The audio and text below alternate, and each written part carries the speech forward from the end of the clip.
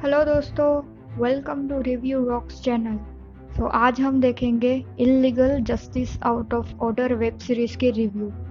ये web series जो है वो आप वूट पे फाइंड कर सकते हैं। तो चलो शुरू करते हैं। मेरी तरफ से ये वेब सीरीज को जाता है 4 आउट ऑफ 5। बहुत ही अमेजिंग वेब सीरीज है, काफ़ी थ्रिलर है और आपको एक भी एपिसोड के बाद ऐसा नहीं लगेगा कि नहीं अब मुझे ये नहीं देखना है अनटिल द एंड। काफ़ी इंटरेस्टिंग वेब सीरीज है और मेन बात यह है कि इसमें प्रोफेशनल वर्ल्ड में लॉ के कैसे हमें बिहेव करना चाहिए, ये इसकी जो मेन कास्ट है नेहा शर्मा, ये उन्होंने बहुत ही बखूबी से बताया है कि नहीं वहाँ पे कोई किसी का सगा नहीं होता और कोई किसी के भले के बारे में नहीं सोचता।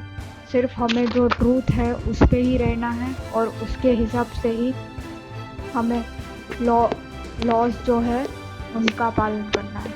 तो चलो शुरू करते हैं। ये है हमारी मेन कास्ट नेहा शर्मा और इनका नाम जो है वो सीरीज़ में बताया गया है निहारिका सिंह, जो कि एक बहुत ही प्रोफेशनल लॉयर है और इसे लोग जो है प्रेस ने भी इन्हें मैड लॉयर का नाम दिया हुआ है, क्योंकि ये जो है ये कभी कोई गलत चीज़ों के लिए है वो खड़ी नहीं हुए हैं और इस सीरीज़ में भी वो कोई भी चीज़ जो है वो कभी गलत तरीके से या ऐसे नहीं करी। हाँ, अगर ऐसे कुछ सर्कमस्टेंसेस है कि नहीं उसने गलत का साथ नहीं, ऐसे नहीं बोल, गलत का सिर्फ सहारा लिया है, पर वो भी सच साबित करने के लिए। एक इन्होंने जो है ये लाइन बहुत ही अच्छे से बताई गई है कि अगर हमें अभी इस ज़माने में जो है ट्रूथ हमें प्रूव करना है, तो उन्होंने बताया है कि fair means of possible and foul means of necessary. यही तरीके से हम जो है वो ट्रूथ प्रूव कर सकते हैं। तो ये इन्होंने सीरीज़ में भी काफ़ी अच्छे तरीके से दिखाया है। उसके बाद आते हैं जनार्दन जेटली। तो ये है जनार्दन जेटली, जिसे सीरीज़ में हम बोल सकते हैं उन्होंने विलन का किरदार निभाया है। स्टार्टिंग में आपको ऐसा नहीं लगेगा कि नहीं ये भी जो है ये एक अच्छे इंसान है, हमेशा सच का साथ देते हैं और उनका फर्म जो है लॉ फर्म वो भी काफ़ी फेमस है। पर नहीं, आपको 2 या 3 एपिसोड के बाद पता चल जाएगा कि ये जो है ये भी सब डर्टी पॉलिटिक्स के पार्ट में है और ये अपने आप को सही साबित करने के लिए या तो अपने जो है वो ऑब्सेशन को पूरा करने के लिए किसी भी हद तक जा सकते हैं। इन्होंने पहले ही इनकी माँ के जो है उनके साले का मर्डर कर दिया था अपने सच्चाई कुछ साबित करने के लिए, और इसके बाद 7 या 8 एपिसोड के बाद आप देखेंगे कि ये जो है वो अपनी वाइफ तक का मर्डर कर देते हैं, जबकि उन्हें ऐसा डाउट होता है कि नहीं वो अपने भाई के बारे में उनकी असलियत जो है वो जान जाएंगे। मतलब खुद को बचाने के लिए वो किसी भी हद तक गिर सकते हैं, ऐसा पार्ट इनमें दिखाया है। और हमारी जो मेन हीरोइन है ये नेहा शर्मा, उन्होंने भी इन्हें काफ़ी अच्छी तरीके से हैंडल किया है। मतलब इन दी एंड आप देखेंगे कि नहीं जैसे ये जनार्दन जेटली है ये काफ़ी लॉयर्स का ये ऐसे इस्तेमाल करते हैं खुद के फॉर्म को ऊंचा दिखाने के लिए, वैसे ही नेहा शर्मा ने इन दी एंड आपको पता चलेगा कि इनके फॉर्म का यूज़ कर लिया एक रेपिस्ट जो है उसका केस इसमें आता है उसको बुरा साबित करने के लिए, जो कि आप ये सीरीज़ देखेंगे आपको अच्छे से पता चलेगा। अब चलो ये सीरीज़ की स्टोरी पे फोकस करते हैं। तो इसमें जो है ये नीरज शेखावत करके एक कास्ट है, वो बहुत ही ऐसे पैसे वाले जो है, उनके फादर जो है वो बहुत ही पैसे वाले हैं और ये जो है नीरज शेखावत उस पर ही केस होता है एज एन रेपिस्ट, और उनकी विक्टिम जो होती है वो है वर्तिका।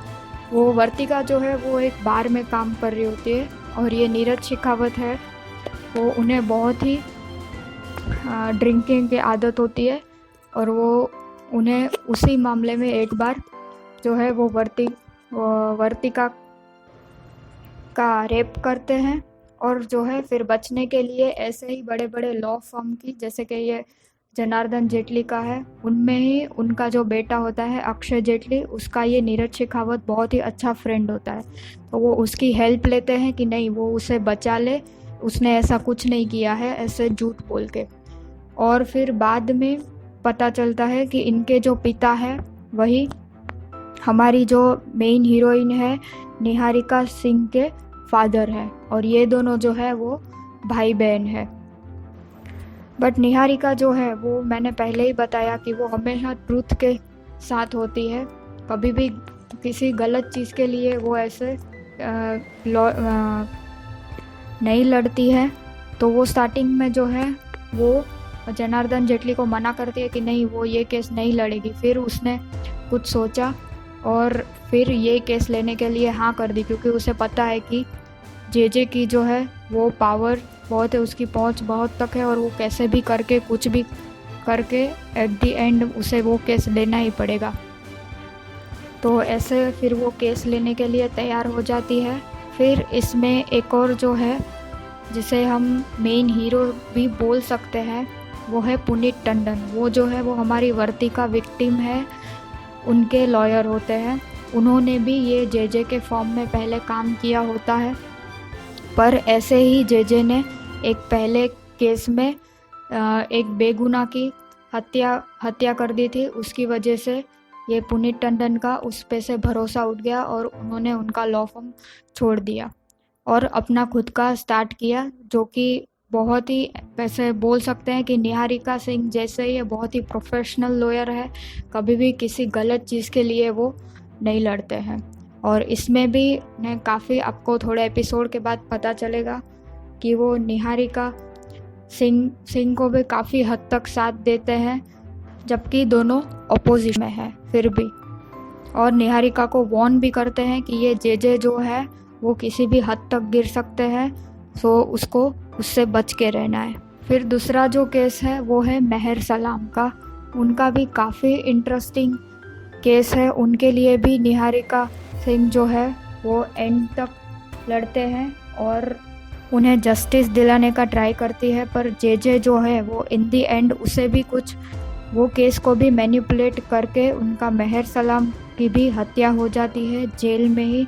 सो जैसे कि आप देख सकते हैं कि स्टोरी में काफ़ी ट्विस्ट है, और ये निहारिका सिंह जो है उनका रोल भी उन्होंने काफ़ी हद तक प्रोफेशनल रखा है, और उसके एक चीज़ आप नोटिस करेंगे, उसकी प्रोफेशनल लाइफ और पर्सनल काफ़ी हद तक अलग है, जो कि जेजे के बेटे जो है अक्षय जेटली, उनके साथ भी निहारिका सिंह के काफ़ी अच्छे रिलेशन होते हैं एज अ फ्रेंड भी, और अक्षय जेटली जो है वो निहारिका को पसंद भी करता है।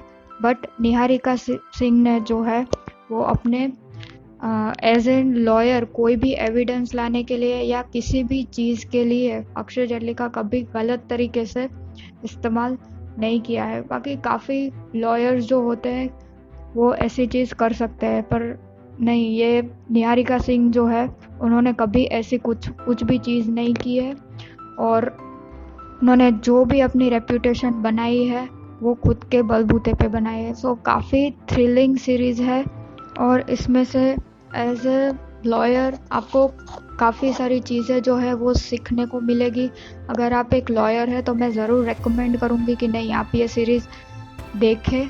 और ऐसे भी ये काफ़ी थ्रिलर सीरीज़ है और सस्पेंस भी काफ़ी हद तक है। आपको एक भी एपिसोड देख के, मैंने पहले ही बोला, ऐसा नहीं लगेगा कि नहीं अब मुझे ये सीरीज़ नहीं देखनी है।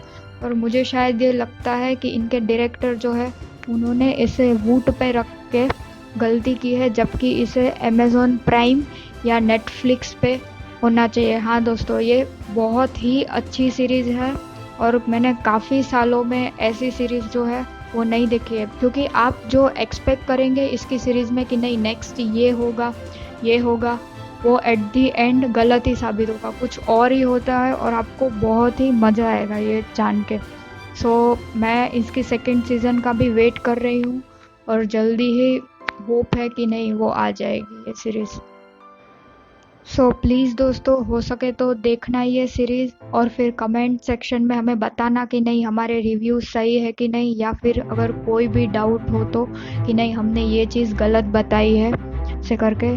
सो अगर आपको वीडियो पसंद आया हो तो प्लीज़ लाइक शेयर और सब्सक्राइब करना मत भूलिए, और ऐसे ही काफ़ी अच्छी अच्छी सीरीज़ के आपको हम रिव्यू देते रहेंगे। ओके दोस्तों, तो मिलते हैं नेक्स्ट वीडियो में।